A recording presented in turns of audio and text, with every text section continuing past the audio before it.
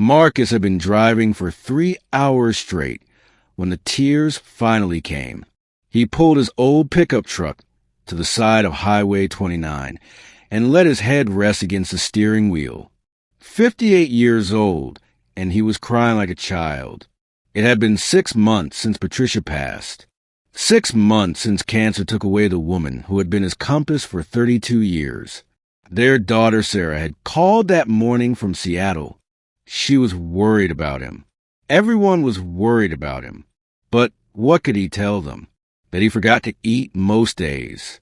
That he still set 2 plates at dinner out of habit. That the house felt like a museum of memories he could barely stand to walk through.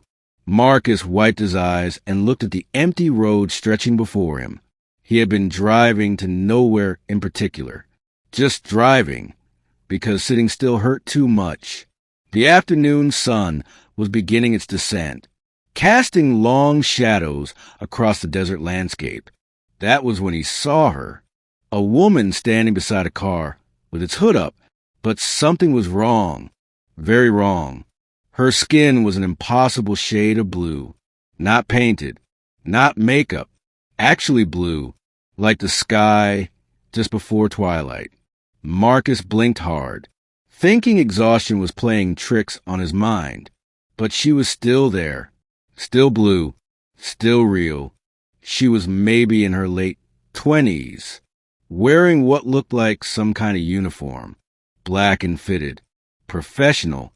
Her hair was pulled back, and even from a distance, he could see the distress on her face. Marcus knew that look, that particular kind of panic that comes when everything is falling apart, and you are completely alone. His hands gripped the steering wheel. Every instinct told him to keep driving. This was too strange, too impossible. But then he thought of Patricia. She would have stopped. She always stopped for people who needed help. That was who she was, who they had been together. He took a deep breath and pulled his truck behind her car. As he got closer, walking slowly, carefully, he could see tears streaming down her blue cheeks. She turned toward him, and he saw fear flash across her face. Fear of him, a large man approaching on an empty highway. Marcus stopped several feet away, raised his hand slightly, showing he meant no harm. "I saw you were having trouble," he said gently, his voice rusty from disuse. "Can I help?" She studied him for a long moment. Then something in her seemed to break. "The car just died," she said, her voice carrying an accent he could not place. "I have been here for almost an hour. No one will stop. They all just stare and drive faster." Marcus nodded. He understood that. "I am Marcus," he said. "I am pretty good with engines. Would it be all right if I took a look?" She hesitated, then nodded. "My name is Zara. Thank you for stopping. Most people do not." Marcus approached the car slowly, keeping his movements predictable, unthreatening. He had learned that much from years of working with skittish horses on his brother's ranch.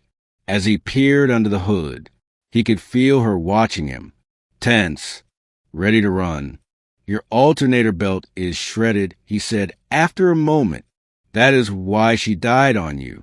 Zara made a small sound of despair. "Can it be fixed?" "Not here," Marcus said honestly. "But I have a spare belt in my truck that might work as a temporary fix. It will get you to the next town at least. There's a good mechanic there. Fellow named Joe. He will set you right." Her shoulders sagged with relief. "Thank you. I was beginning to think I would be here all night." As Marcus worked, fitting the belt carefully, testing the connections, Zara began to talk, hesitantly at first, then with growing trust.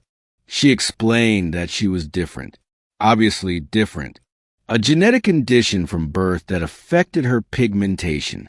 She had learned to live with the stares, the fear, the rejection, but some days it still hurt. "I work at a research facility," she said.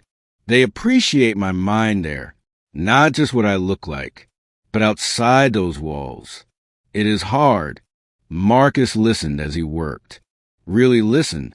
The way Patricia had taught him to listen, with his whole attention, not just waiting for his turn to speak. He told her about Patricia then, about the hole in his life, about how he was driving nowhere because he could not face going home. Strange how easy it was to talk to this blue woman, this stranger on an empty highway. Maybe because she understood what it meant to be different, to be set apart, to carry pain that others could not see. There he said finally, starting the engine. It caught and rumbled to life. That should hold until you reach Millerton, maybe 30 miles up the road. Zara smiled, actually smiled, and Marcus was struck by how beautiful it was. That smile, like sunrise breaking through storm clouds. How much do I owe you, she asked, reaching for her bag. Marcus shook his head. Nothing. Just promise me you will pay it forward someday. When you see someone who needs help, stop for them. She looked at him with those strange, lovely eyes, and he saw understanding there. I promise, she said. Then she reached into her car and pulled out a small card. This has my information, she said. If you ever need anything at all, please call. You saved me today, Marcus. Not just my car. Me. They stood there in the fading light. Two unlikely souls who had found each other at exactly the right moment, when they both needed to remember that kindness still existed in the world. Marcus watched her drive away, her taillights disappearing into the desert dusk. Then he looked at the card in his hand, and for the first time in 6 months, he felt something other than grief.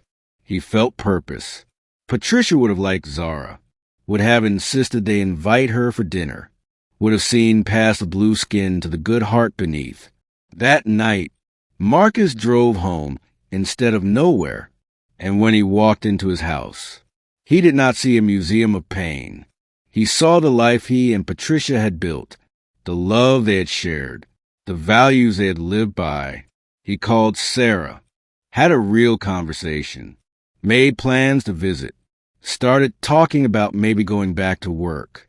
The card from Zara sat on his kitchen table, a reminder that connection could happen anywhere, that helping someone else might be exactly what you need to save yourself, that we are all just people trying to make our way through this difficult, beautiful, heartbreaking world.